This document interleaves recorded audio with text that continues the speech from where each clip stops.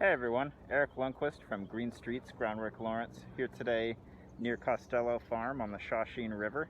And I wanted to talk about another invasive species that a lot of people have a problem with here in Lawrence, and how it can have an effect both on your trees in your yard and on the ecosystem surrounding your yard.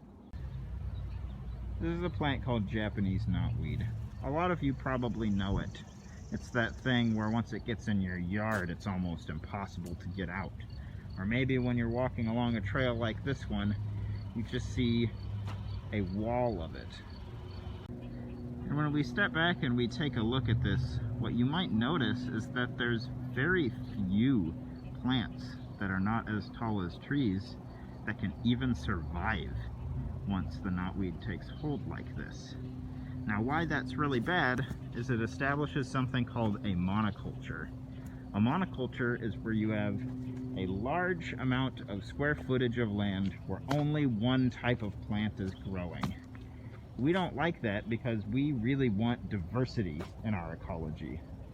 You know, when the Japanese knotweed blooms, there's only about a 2-week window where pollinators are getting fed by this plant. Now, if you compare that to even a moderately diverse fence line here, you can see that it is relatively teeming with life. Just insects, bees, butterflies everywhere.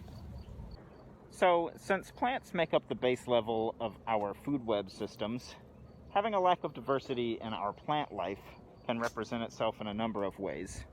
Most likely having a lack of diversity in insects, having a lack of diversity in birds, and having a lack of diversity in small mammals or even apex predators. Remember though, folks, not all is lost. There's plenty of things you can do as an individual, like planting a pollinator garden like you can see here, to help your local ecology get along a little bit better. And as always, feel free to reach out to us at groundworklawrence.org or ask us questions right here on our social media. We hope you all have a great day, and we'll see you next week.